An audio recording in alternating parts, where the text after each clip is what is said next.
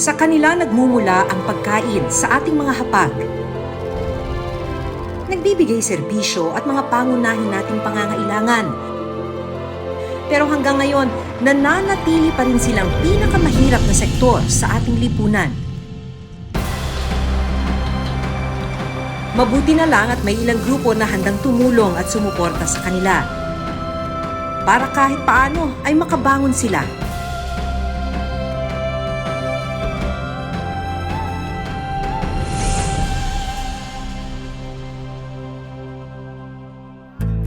Sa kainang ito sa Malabon, bida ang iba't ibang seafood recipe.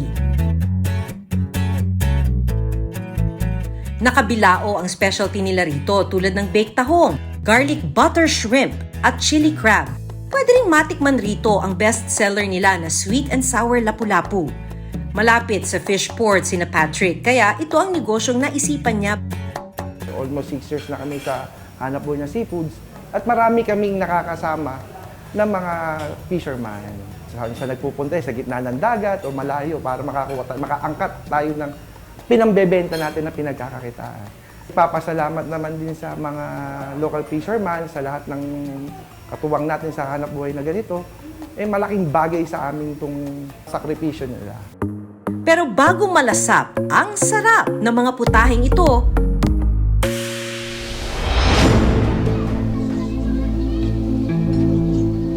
matinding hirap ang pinagdaraanan ng ating mga mangingisda.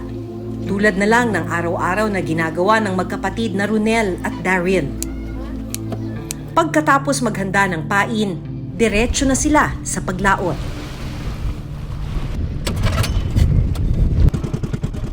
Ayan ang huli natin mga brother. Pero may dalawa tayo ngayon. Tsaka ito. Yan. Okay mga brother. Yan. Tuloy-tuloy lang. Yan. Okay, lambid-lambid na mga brother. Woohoo! 1-0 mga brother. Ang kadalasang huli nila ay lapu-lapu, bisugo at iba pang lamang dagat. Nahuli ng maliit na tansilang. Liit ng kawal mga brother oh. Wow! Dating OFW si Ronel pero kinailangang umuwi ng Pilipinas nang magsimula ang pandemya. So yun, naging OFW ako, kumita ng konti. Nagsubok akong magnegosyo. Lumaban ako, sumugal ako. So madaling salita, hindi nag-click, hindi nag-boom. So yun, napa-convert ako sa pangingisda uli. O yun, ito mga brother yan, nag-aari si Airpat. Wow! Meron pa sa ilalim mga brother. At ano pa? Lapu-lapu. Spot! Ganda naman ang spot na to mga brother.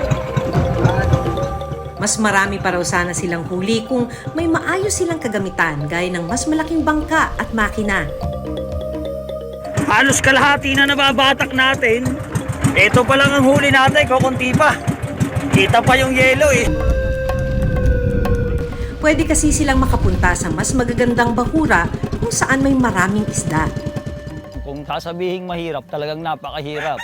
Dahil ang klase ng gamit namin, ang palakayan namin, is isa sa pinakamahirap na klase ng paghahanap buhay sa dagat.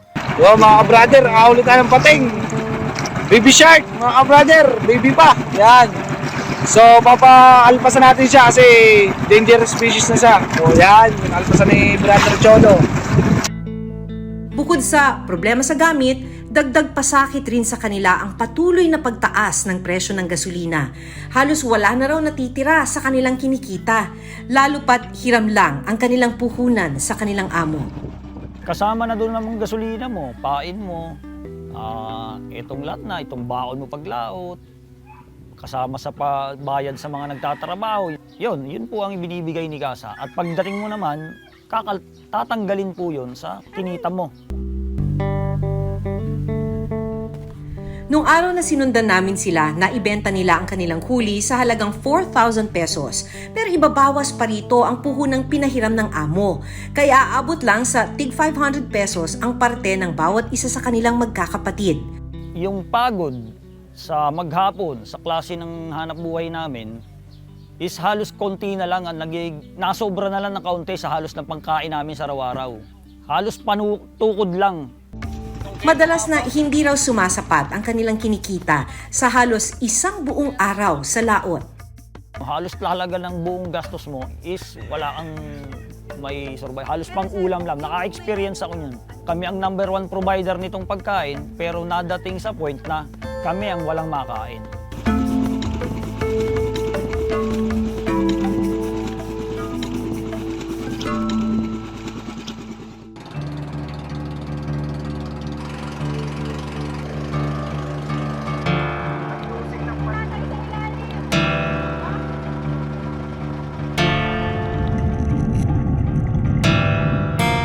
Sa Manila Bay naman, nag-harvest ng tahong ang senior citizen na si Tatay Sagani. Para makatagal sa ilalim ng tubig, gumagamit siya ng kompresor. Walang ibang hanap buhay sa taong pagka hindi nag-compressor. Obligado magamit ang kompresor kasi malalim ang dagat. Malalim ang panguha ng tao.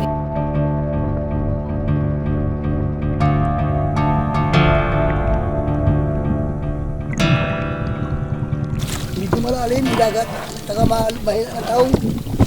Mahirap po manguha ng tahong. Lalo pagka yung wala ng gaanong tahong, paisa-isa kung kinukuha.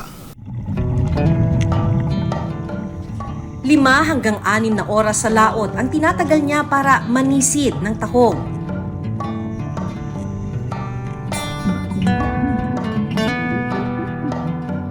Yan, pagdating sa laot, nagkaporma na yung mga gamit namin. Napakahirap. Pero sa akala nila, yung hanap buhay namin madali lang. Pero napakahirap para sa amin. Halos 5 dekada nang sumisisid si Tatay Sagani pero hanggang ngayon, hindi pa rin sila makaahon sa hirap. Yung tulad niya, nung mag-harvest ka ng taong, yung mamuhunan ka ng pera para magkaroon ka ng sariling hanap buhay. Yung napakahirap no sa amin. Sa kanyang edad, delikado rin ang ganitong hanap buhay lalo na kapag malakas ang hampas ng alon. May mga pagkakataong muntik na rin siyang madisgrasya.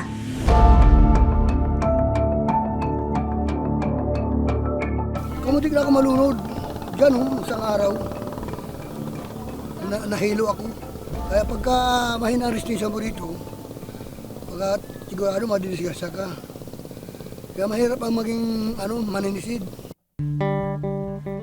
Pagpatak ng 1:00 ng hapon, kailangan na nilang bumalik sa bagsakan.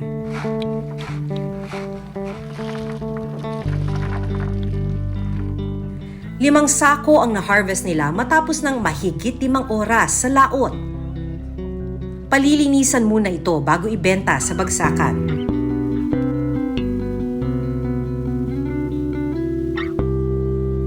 Kunti lang. Kumpara dati. Pero hindi raw lahat ng tahong naaani mapakikinabangan.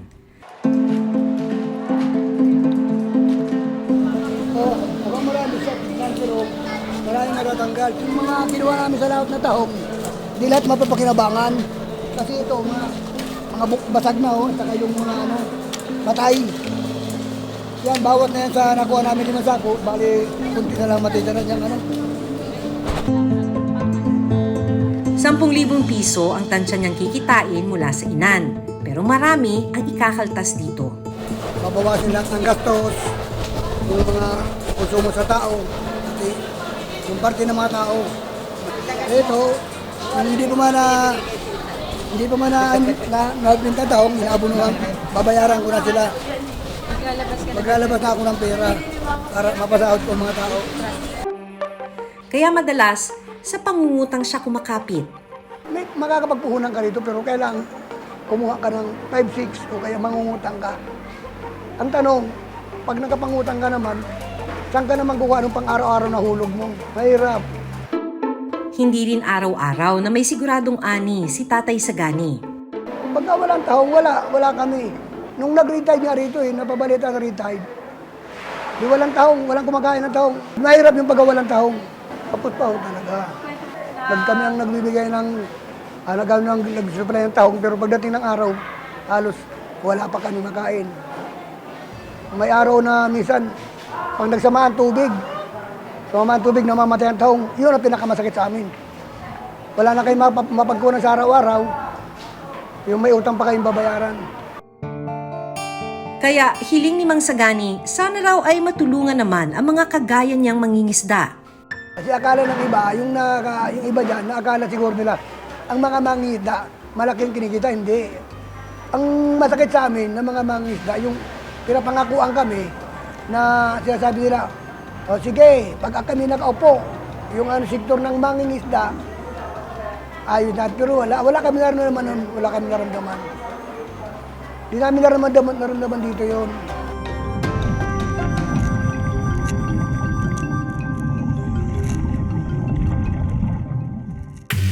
Susunod, sa restaurant na ito ni Chef Rolando at Chef Jackie Laudicho, matitikman ang iba't ibang masasarap na putahe. Pero ngayong araw, mas espesyal daw ang kanilang ihahanda. Ang gagamitin kasi nilang sangkap ng mga prutas at gulay na bili nila mula mismo sa mga magsasaka. Literal na farm to table. Pag nakita mo kung ano yung available from the farmers, Yes. iniisipan mo Yes, ng exactly. produkto, ng Yes. pagkain na Oo. pwedeng iluto. So kung ano yung mga ingredients na oversupply, either we incorporate it in our current menu. Kung wala, edi gagawa kami ng special dish.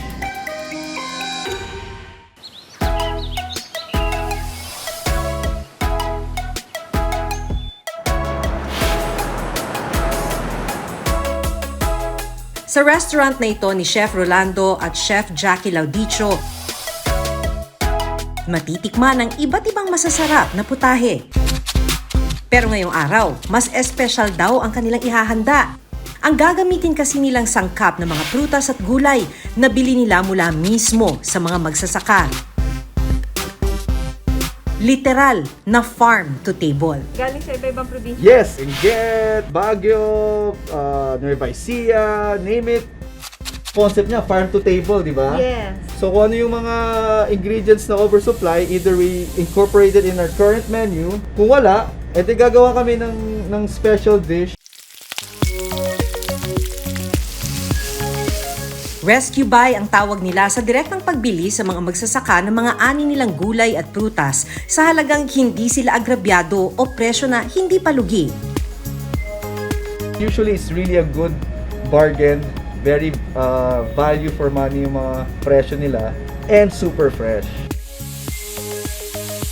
Habang abala si Chef Lau sa kusina, dessert naman ang inihanda ni Chef Jackie mula sa mga aning prutas na kanilang nabili.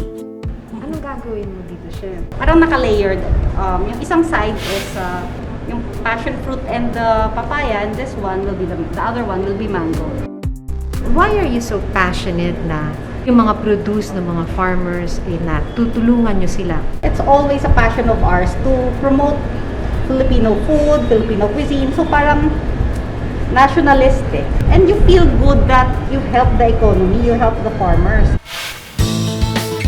Ang mga pagkain ito na sinangkapan ng gulay, may mas malalim na kahulugan para kina Chef Lau. It's really our responsibility, our moral obligation na to help our farmers. Kasi nangyayari na ngayon, puro na tayo import ng import. Ang dami nawawalan ng trabaho, especially our farmers.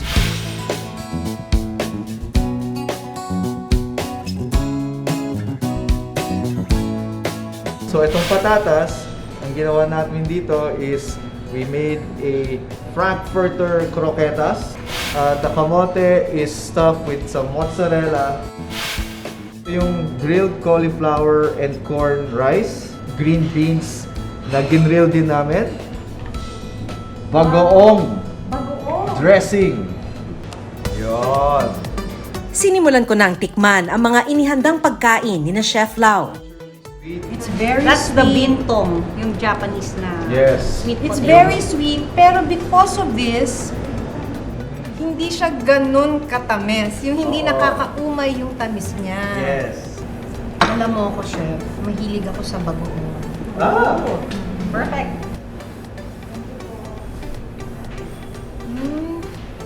Perfect, chef. Oh boy.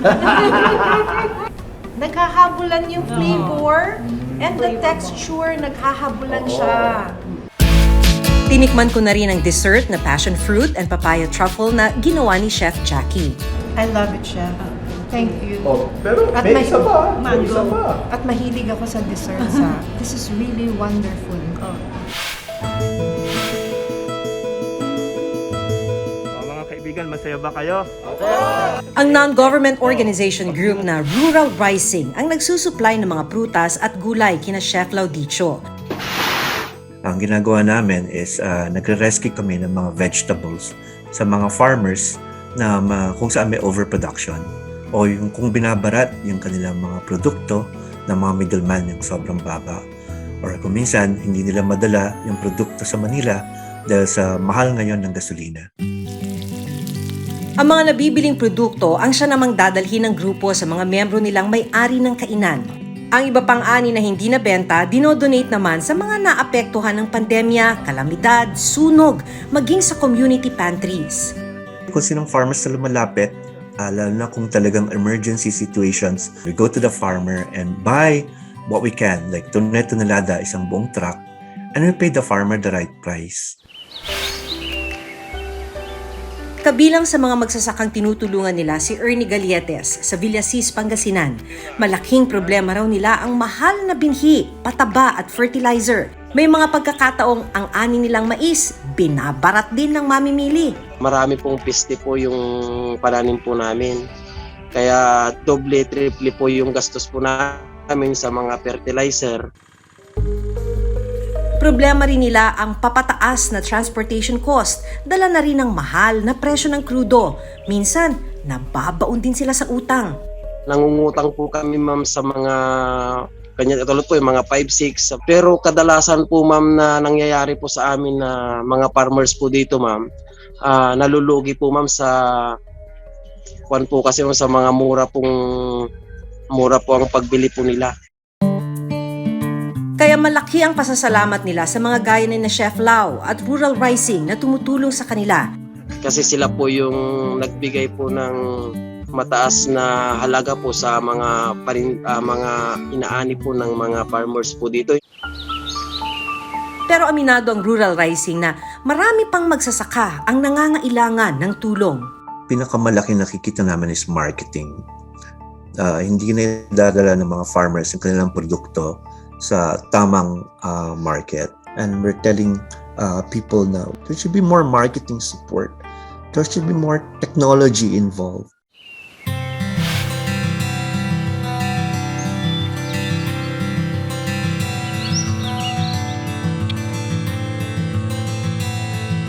Ganito ang matagal na ring problema ng mga magsasakang Aita sa Porac, Pampanga.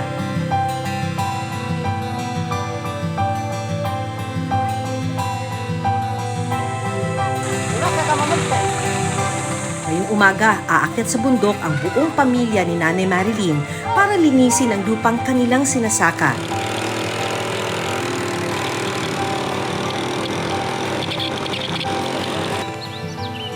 Dalaga pa lang daw si Nanay Marilyn, namulat na siya sa pagtatanim.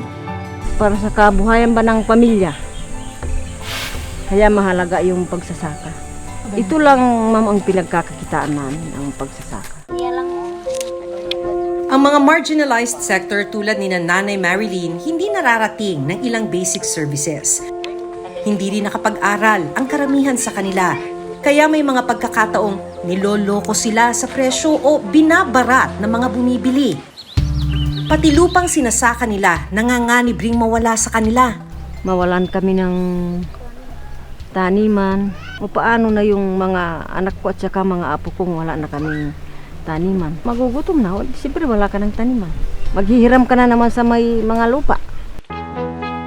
Taong 2018, naisipan ng grupo ni Chef Christopher na tulungan ang mga magsasaka sa Pampanga. Sila na mismo ang kumukuha ng mga produkto sa bundok.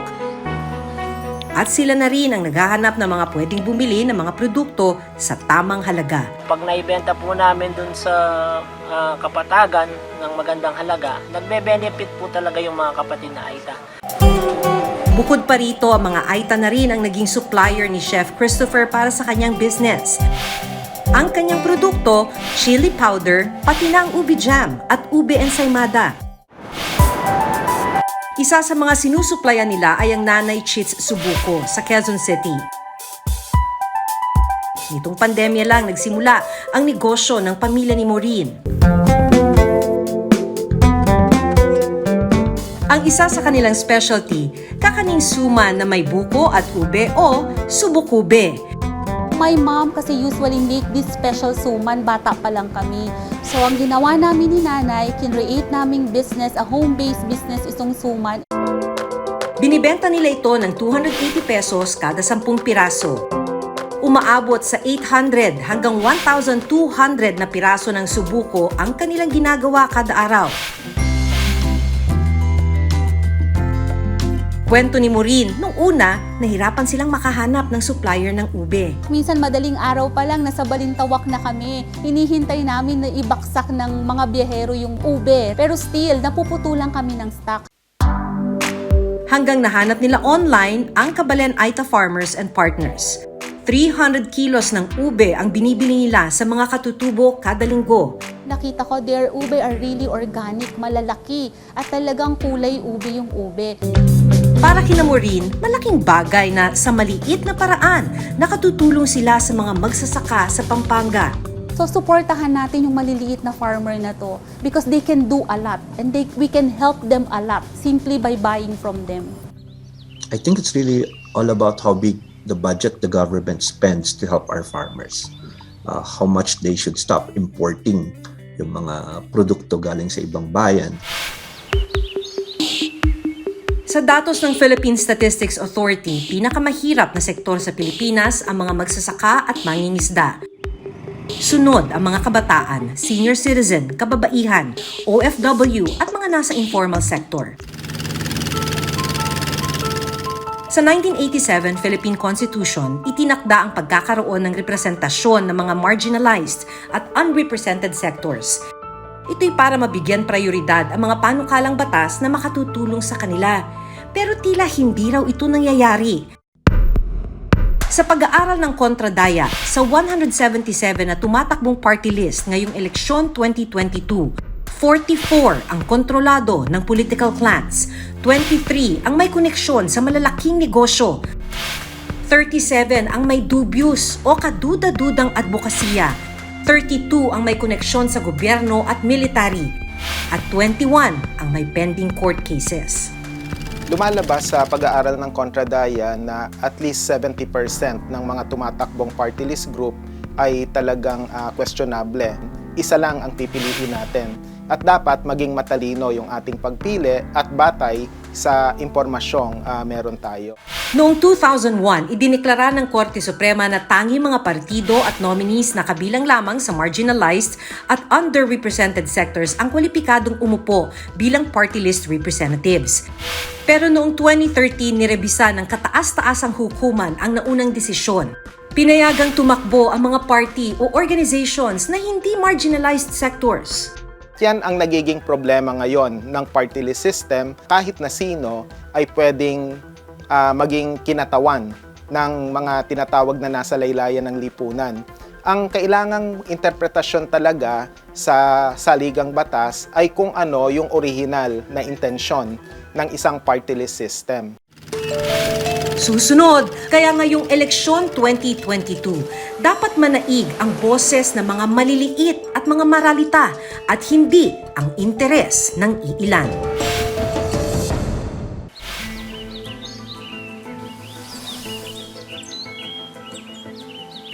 Malaki ang ambag sa ating hapag ng mga magsasaka, mangingisda at iba pang sektor. Kaya ngayong eleksyon 2022, dapat manaig ang boses ng mga maliliit at mga maralita at hindi ang interes ng iilan. Ako si Maki Pulido at ito ang Reporter's Notebook.